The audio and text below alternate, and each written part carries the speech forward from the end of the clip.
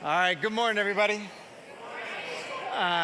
If this is your first time here, my name is John Wagler. I'm part of this team, and grateful you're spending a part of your holiday weekend here with us, and very thankful. So if you're here visiting with family, welcome. Or friends, we're so glad that you're here. If you're like home is Richmond, we'd love for Hill City to be your home church, and hope that becomes true. You guys, first of all, great job talking to one another. I want to, what gets celebrated gets repeated, so I just want to, I appreciate you guys wanting to talk with one another. And the first service is the same way, and I threatened them. I said, hey, we're going to go to 4 minutes to talk if you guys keep chatting it up like this. And so, but yeah, part of by the way, just so you know, part of the reason that we do the 2 minutes to talk is it's so easy to just come in and out of church. And so we want to make sure that we're providing opportunity for folks to meet one another and understand, hey, who's around you. It's really important to meet people. So a lot of things have happened. Great friendships have happened. And people have gone out to dinner or lunch and different. Actually, one person got married off of 2 minutes to talk. So I'm just saying. And so I don't know. So anyway, thank you for just having a good heart and spirit around meeting people around you.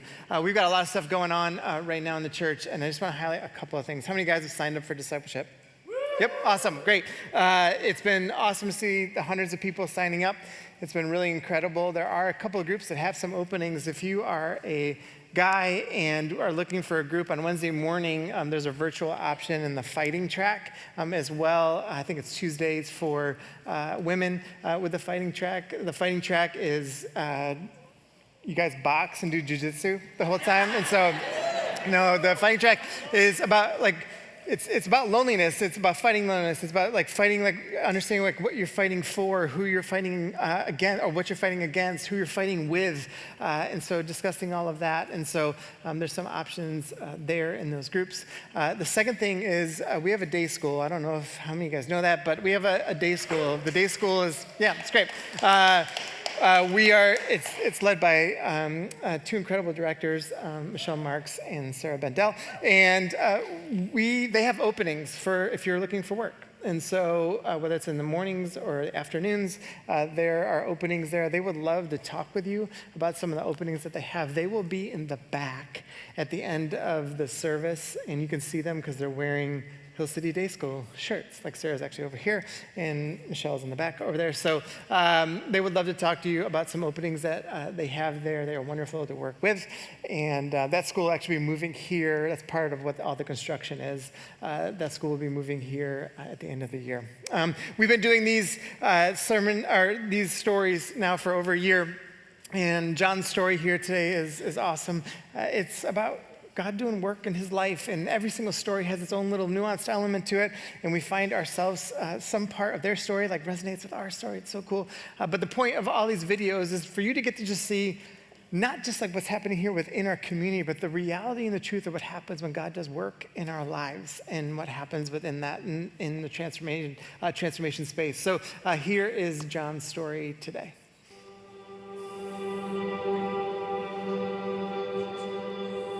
Remember moving with my dad in my sophomore year in high school. I didn't know the reason why, I didn't know what was the purpose of it, but I had to do what my parents asked me to do. God wasn't really in the picture in either home, my mother or my father's, when I stayed with him. And so I really didn't have the concept of what God was and what was the meaning of God, and seeing that I acted out or even go to church as a family. My dad, he was there because I lived with him, but the father-son relationship, as far as the do's and don'ts, I didn't really have that much. Planning to go to college, but because of the vulnerability I've learned that I've had now, I kind of met guys in high school and I played basketball, so I, gravitated to my friends out in the outside world, and the college idea went out the window. And in 1987, I got hurt, seriously hurt, injured, nearly cost me my life.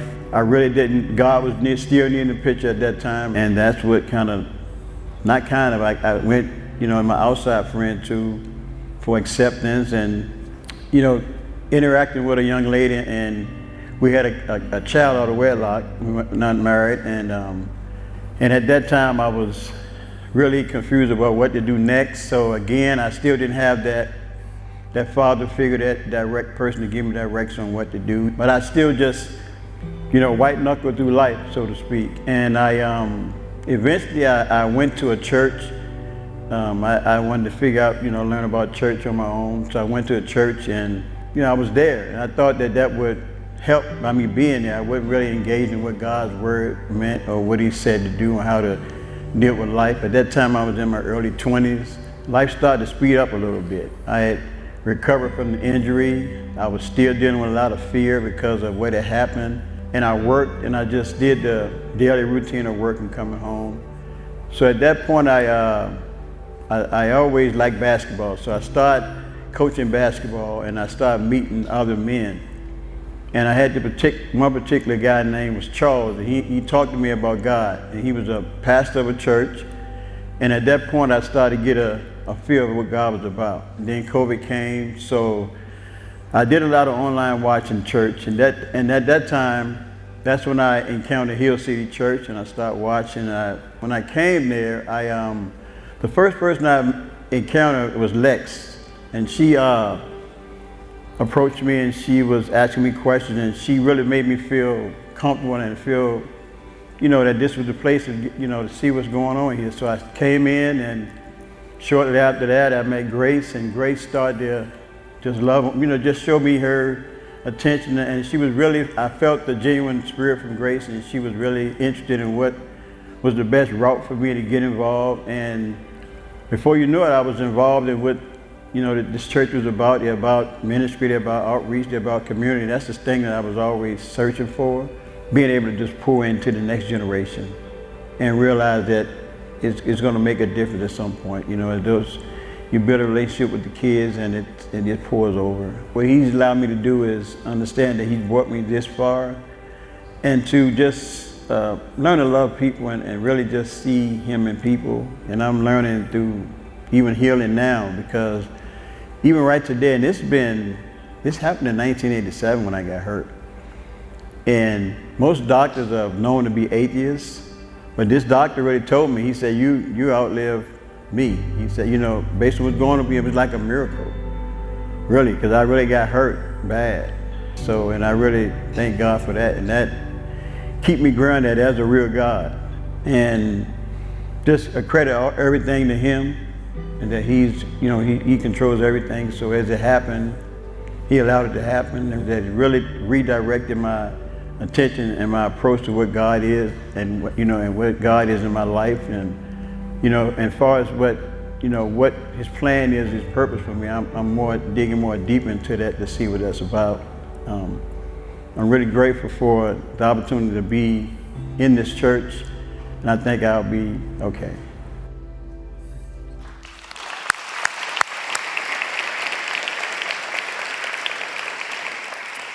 Got to know John over the last couple of years, and it's been really cool just to hear his story and learn more about who he is. And he's such a wonderful man, and investing in the next generation is so powerful. But I love one of the lines he says when he's talking to one of the doctors, that, hey, you're like living out a miracle. And what's interesting about miracles and the idea of miracles is on the front end, it sounds like a really good idea. Maybe you've prayed for one. On the back end, is if it doesn't create life change in you, then you've completely misunderstood a miracle and what it's supposed to be. And so even when we engage these stories in the Bible, we're going to be in a pretty famous story in the Bible, in the feeding of the 5,000. How many guys have ever heard of that story? Okay, if you haven't, no big deal. We're going to walk through it together. But even in that story, when you begin to start reading the Bible and hearing these stories, I just want to challenge those who have heard about it, that if you can read a story about Jesus performing a miracle, and it only becomes head knowledge to you and it doesn't reshape your heart, then you've missed the point. And the challenge for us is essentially what ends up happening is we neuter the Bible and the gospel by trying to just make a miracle seem like this normal thing, and that it doesn't change our lives. You see, when these writers in the Bible are talking about miracles, they're putting them in there so that it changes your perception of who Jesus is. It changes how you think of Jesus. It changes the reality and the truth and the life and the power that Jesus has, and it should radically change our lives. If we don't, if it doesn't, then we've missed the point. And so I would challenge you, if you call yourself a Christian, to maybe start rethinking or accept the fact that maybe, just maybe, I've gotten a little complacent with some of this. And if you're not familiar with the Bible and you don't even understand what I'm talking about with the miracles, that's totally fine. There's an element to that I want you to see today, that we're going to be in the book of John. And when John, the author, is writing, he even says this at one point in his letter. He says, hey, I'm writing all of these things so you can believe in Jesus. So what he's doing is he's creating this picture and this understanding, so it's like, hey, let me just show you what Jesus did, what he's about, because I really want you to believe and understand who he is and what it can mean for your life. Because sometimes when we talk about following Jesus, it's interesting. It can seem confusing. It reminds me of the first time I heard about Bitcoin. And I was in someone's apartment. There were 3 guys in the apartment. They had all these computers everywhere, and then they were like overheating, and they were causing problems in the apartment building. And at the same time, I didn't understand what it meant to mine for Bitcoin. And then they're explaining to me what Bitcoin was, and I'm like, it doesn't make any sense. And so there's that part of it, and they're like, no, it's all these numbers. And I was like, no, I understand numbers, but that doesn't make sense. And so they're explaining it, and it's interesting in that moment. I'm like, I see what you're saying, but it's really confusing still. I trusted them, but then there's this other part of it that I'm like, but if this is true, it could change everything. And it's kind of how Jesus is sometimes. Man, something can be confusing and I don't really understand it. I might be around a Christian who's confusing me around all of this, but if it is true, it could change everything. And then there's this part with following Jesus that's insanely practical. It's you start following and you actually commit your life to following Jesus, and you start noticing all of these different things that starts to happen in your life, how you see the world around you, how you see your own purpose. And there's a practicality to it. And the beauty of it, it's when you first start working out or you eat better, you start realizing, oh, I have more energy. I'm sleeping a little better. I'm interacting with people a little better. My mood is better. All these different things, because God designed us to be like that and design our bodies to be active and to eat well and to exercise. That's what we're designed to be. It's it's incredibly practical, the same way with Jesus. There's something that's incredibly practical that just simply makes your life better. In this story today, my hope is that for those of you that are maybe in those spaces, you are challenged to begin to see how you might relate to it. Or maybe you're just realizing you've gotten complacent in general. Or maybe you're just trying to figure stuff out. Or whatever it is, this story has something for everyone today. So one of the things that I wrote, you guys know that I like to write down questions a lot, because I can tell you a lot of things, but I love to ask questions because I want you to start really thinking about what it means for you. So one of the questions I wrote down this week was this: what if Jesus wants to multiply something in your life, but you are the one putting on the brakes? What if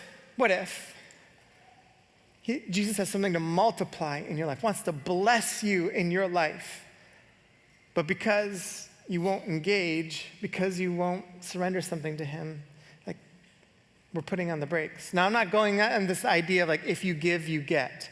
I don't believe that. It's if you give $10, you get $100. I don't believe that, okay? But what I do believe is that Jesus always wants to multiply things in our lives. Sometimes that 10 could turn into 100. Sure. Sometimes that 10 could turn into 1, and it's still a blessing. And so the multiplication and the blessing might look a little different than you thought. Another question that I wrote down this week was this: what if Jesus is enough to change how you see your life and the world around you? What if he is enough? What if he is enough to not just sustain you, but have this overflowing hope within inside of you, that you begin to see the world around you very differently, that you begin to see your own life and your own purpose incredibly different, and that you have a different kind of purpose in this life and a mission in this life that God has for you? Is it possible? And so this story about feeding the 5,000 is a fairly famous one. So if you don't know much about the Bible is broken out in this way. It's Old Testament, that's kind of how we phrase it, the Old Testament and the New Testament. The hinge point between those two things is the life, the death, and then the resurrection of Jesus. In the beginning of the New Testament, which details out the life and teachings of Jesus, and then how the early church started, there are these things called the Gospels. And the Gospels just means the good news of Jesus. And these four writers write Matthew, Mark, Luke, and John. And so we've been in John for a long time, including our I Am series. This is the 21st week of John. We'll be in John chapter 6. So there's 21 chapters. This shows you we could be in John for like 5 years and never actually get through it. But the depth of what's there is like incredibly important. But John writes this letter, and he's writing this letter so that we get to understand not just what Jesus taught, but to understand like who Jesus is, to believe in the reality and the truth that his death and resurrection really meant something, and that it changed to be the hope of the world. And so we get the opportunity to read this. And so within these stories, it's like pretty fascinating. All these stories that we begin to read, you start seeing that the beauty. If you like reading stories that like hyperlink different things, and you like if you like Lord of the Rings, you like how it like ties in all these different ways, and like the Bible is that times like a million. Okay, like it's all these different hyperlinks into different elements of the Bible. They're telling, some stories are there to tell a little bit larger story. And so this story today about the feeding of the 5,000, this miracle is actually no different. I want to actually give you some details about this story before we get in, and I actually want to start a new segment when I preach. It's called Little Nuggets. And I'm going to give you little nuggets, and I want to have like a little, like at some point, like a little jingle to it, maybe like little nuggets. And so, but I want to give you some little nuggets like before we get into these stories, because there's so much there, and I'm not going to get into all of it, but there's so much there that you can read this story flat, and it's fine. You can see a miracle, and it's cool. But there's so much there that John's trying to get us to clue in that actually makes the story far deeper and bigger. You begin to understand the reality of God's interaction with humanity since the beginning. And that's how powerful like the Bible actually is. So the first thing is that this is the only miracle that's mentioned in all four Gospels. So and John actually puts this miracle at a different time than the other three writers do, but he's doing that for a purpose. He adds some details into the story that the other writers don't. Again, that is for a purpose. He has a different perspective on this thing. And so he's telling this story to tell us a bigger story. The story itself is big, but he's trying to tell a bigger story. Numbers matter. Numbers matter. So whenever you see numbers in the Bible, not 100% of the time, but most of the time, those numbers are actually pointing to something else, and that the writers are so brilliant in what they're doing. They're trying to tell a deeper story within the numbers that we are reading. So sometimes you see the number 3, it represents community. Number 7 represents completion. And so you have 7 plus 3, which equals what? Good job. And that means like a covenant community together, a completed community together. You might see a number like 12, which represents the tribes of Israel in the beginning of the Bible, which simplistically, the 12 tribes of Israel were God's chosen people that he had like a covenant with and a promise with. And part of what they were doing was they were going out and living out the truth and the commands of God in a way for the whole world to see who he was and how much he loved them. And so those are the 12 tribes of Israel. So you see the 12 will often like correlate back to that. If you ever see multiples of 10, it's like when you emphasize a text, basically. You see a multiple of 10, it gets into the thousands. It's like, whoa, there's something here. Like it's a really, really big deal. Another thing that you will see is Passover. In this passage, where Passover in the Jewish faith and actually tied in the Christian faith is one of the biggest stories in the entire Bible. We find it in the book of Exodus, which is the second book of the Bible.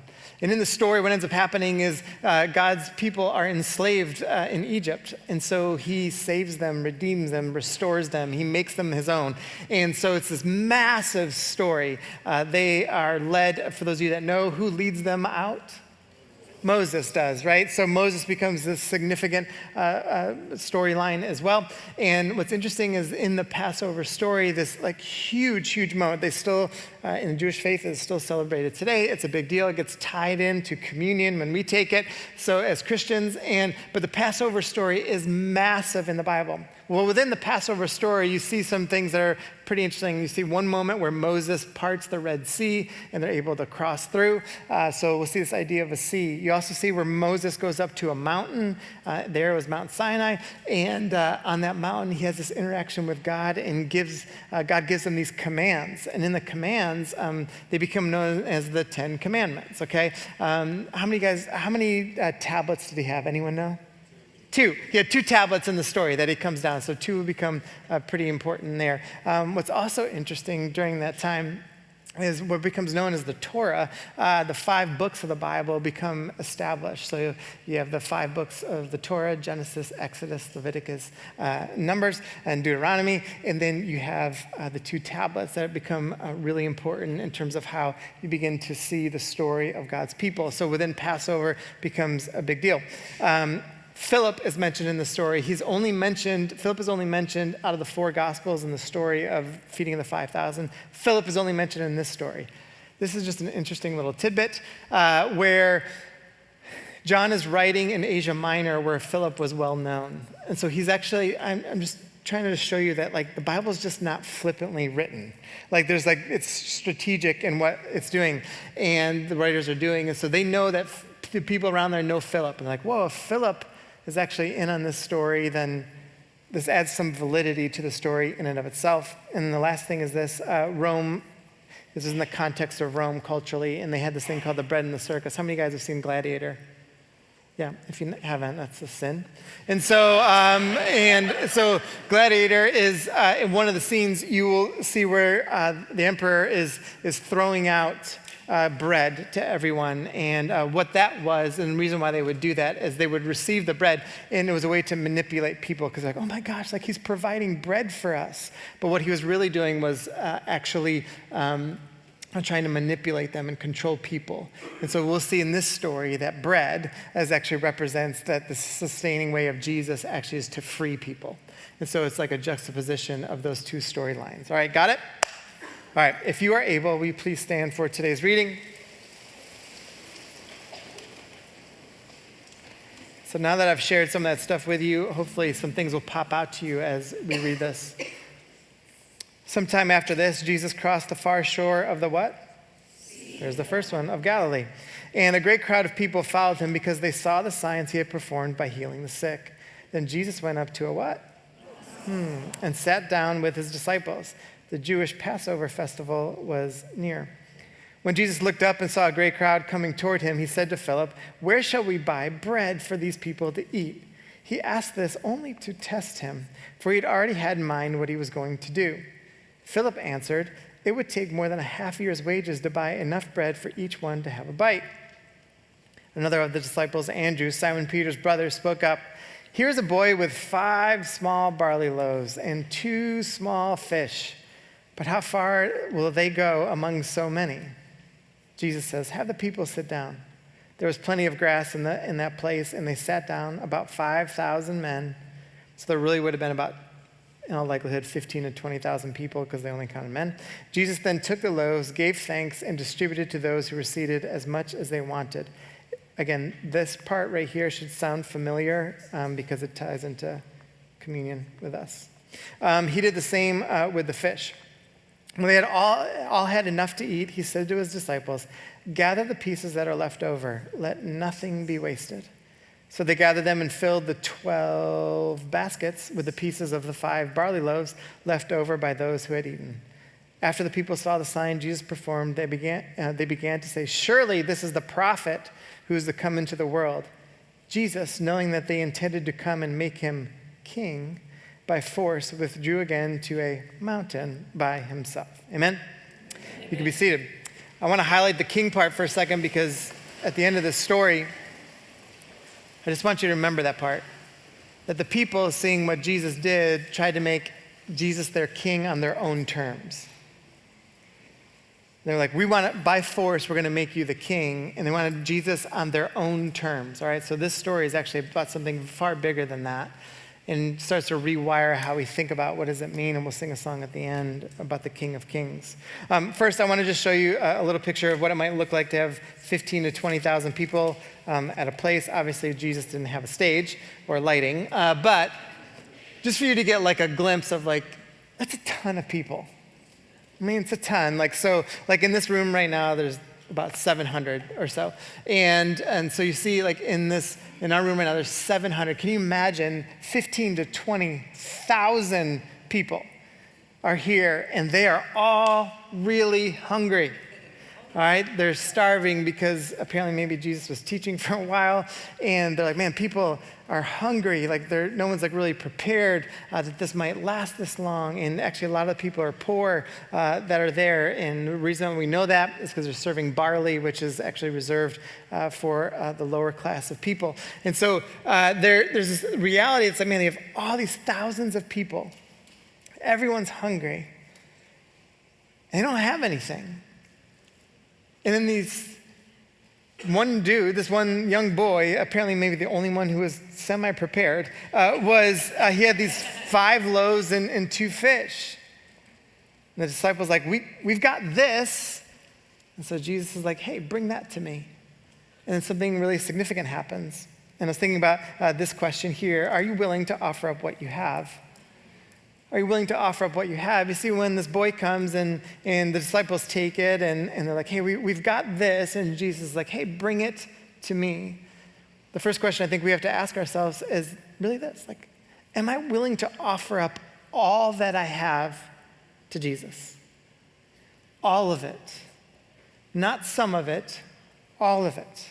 Like, yes, your physical body. Am I willing to offer that up to Jesus? Am I willing to offer up my money? Am I willing to offer up my sexuality? Am I willing to offer up my marriage? Am I willing to offer up my kids? Am I willing to offer up my friendships or who I'm dating or whatever? Am I willing to offer it all up to Jesus? Or am I just going to hold something back? We get into the space of like, what Jesus is asking us, will you bring it to me so I can bless it? Will you bring it to me so I can do a miracle? Will you bring it to me so you can see that I can do something that you never could on your own? These disciples, they're like, we don't know what to do. There's no money that we have that could ever buy them enough food. There's nothing we could possibly do. And Jesus is like, just bring it to me. Are you willing to offer it up to Jesus? One of the things I wrote down was, if you aren't willing to surrender something, then why would God bless it? If you aren't willing to surrender something, then why would God bless it? Now you might be thinking like, well, hold on. Like, are you saying that if I surrender my $100, I'll get 1,000? I'm like, no, I'm not saying that. Sometimes like we start thinking that a blessing has to be something where we get something we really wanted. Sometimes a blessing is actually getting the very thing we never thought we would want, because it reshapes how we think about the world around us. I remember speaking with someone one time. We were talking about this concept, and they said to me, my business failed, and a friend of mine started one at the same time. He made millions. I'm following Jesus. He isn't. Why did he get blessed? And I said, how do you know he got blessed? See, the reality is one, had he submitted his business to Jesus, maybe those millions he might have turned into hundreds of millions, maybe. But also, the blessing might have been, had he submitted his business to Jesus, that he might have made nothing. Because sometimes, honestly, like we make a lot of money and that could be a curse, because you can't handle the wealth. And so it determines like, what do we think a blessing actually is, and how do we learn to what a blessing actually is? And so we begin to see like, oh, maybe I'm not surrendering. And you can go to every area of your life with this. Are you willing to surrender it to Jesus? Are you willing to understand that like you might be the one holding back a blessing? You might be the one putting on the brakes on this. You might be. And Jesus is saying, bring it to me and watch what I can do. Sometimes we even think that God can't. And one way I want you to think about this is that really that God can't or that we won't. See, when Jesus comes here and he's asked the disciples, he's testing them, and he's like, hey, we don't have enough food. Like, how are we going to feed all these people? And Jesus brings them into it, and it's like, Jesus is like, it's not that I can't. It's like, hey, do you want to be a part of this or not?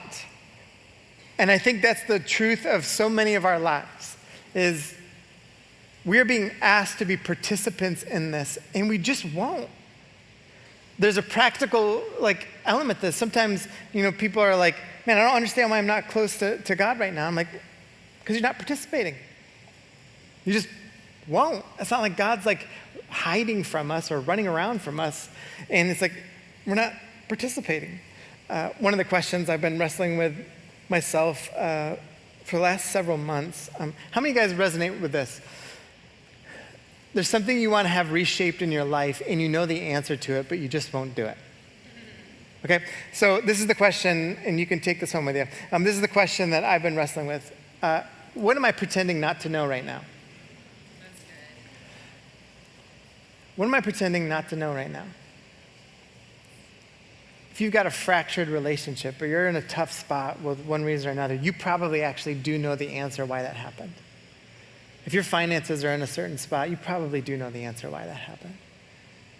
If the team you're leading at work right now doesn't like working for you, you probably do know the reason why that's the case. Like we really do know the answers to most things. We pretend that we don't because it allows us to justify to stay in the same spot, but Jesus doesn't want us in that spot.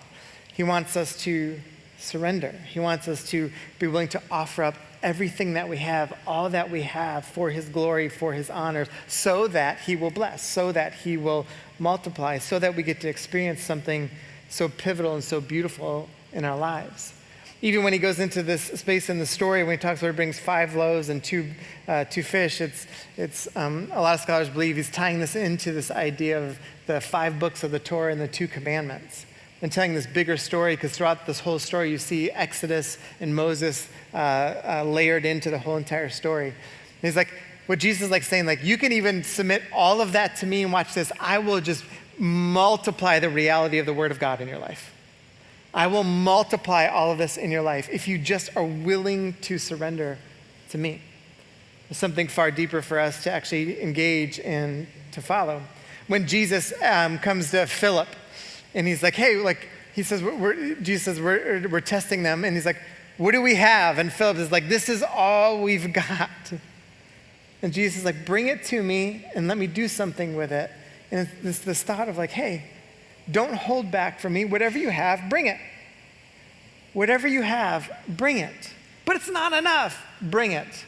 But actually, you know what? I don't know. It's like, it's just 5 loaves. He's like, bring it.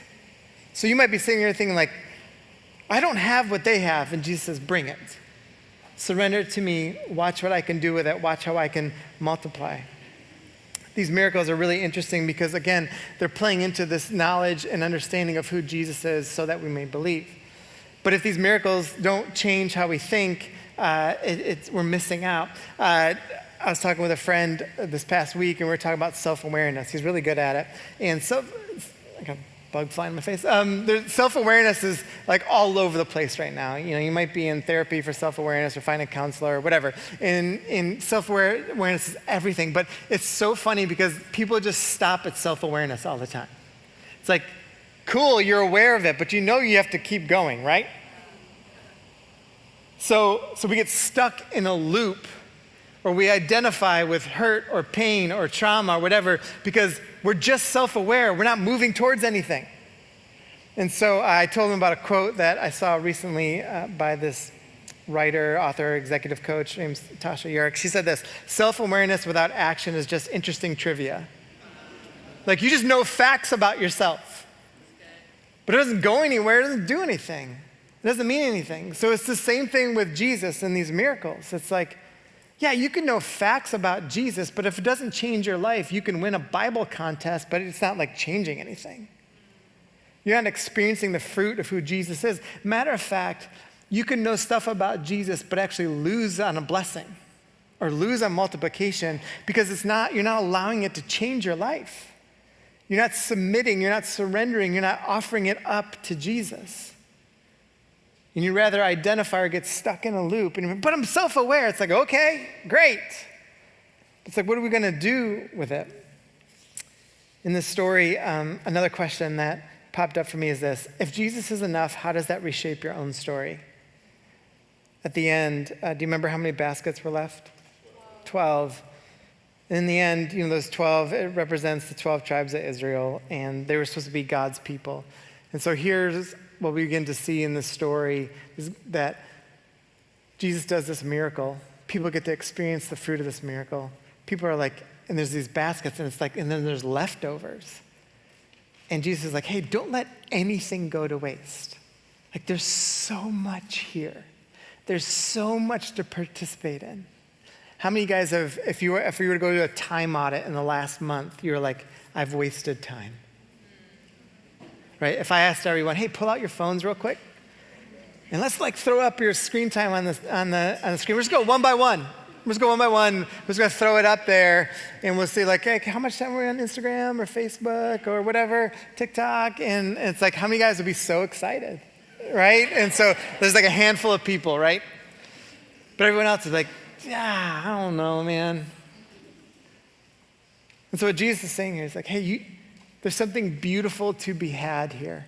An abundant life is waiting, like nothing to be wasted. But how often when we step out of what Jesus desires for us and we're not willing to surrender to it, we miss out.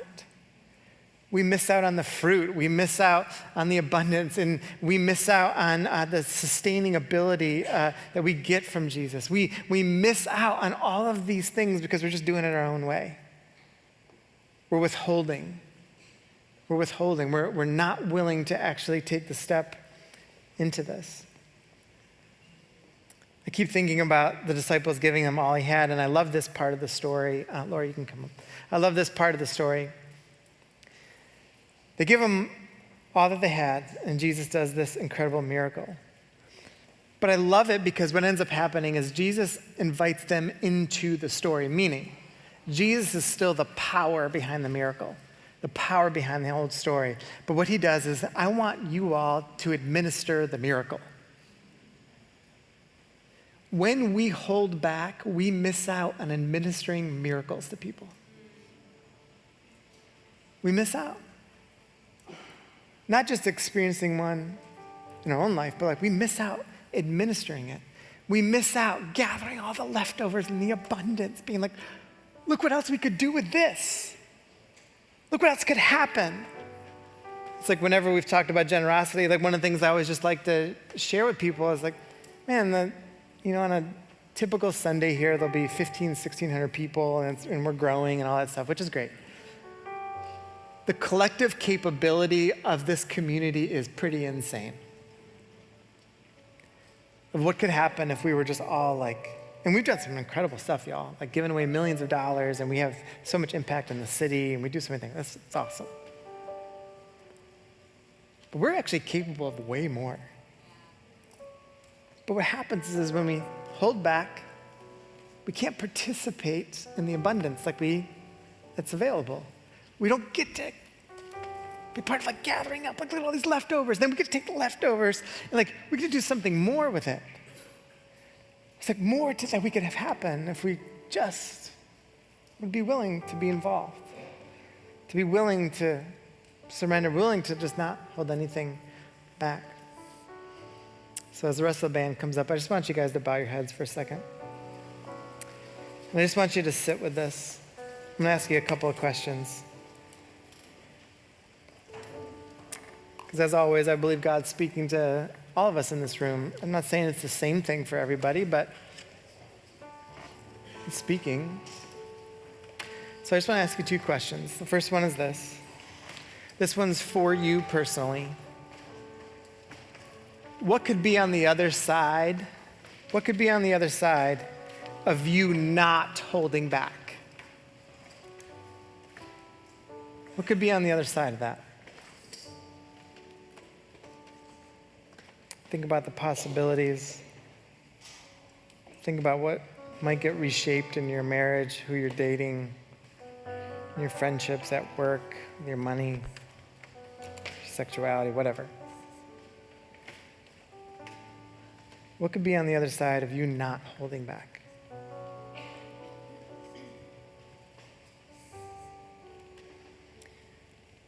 Second question is this. This is about others around you. What are the people around you missing out on because you are holding back?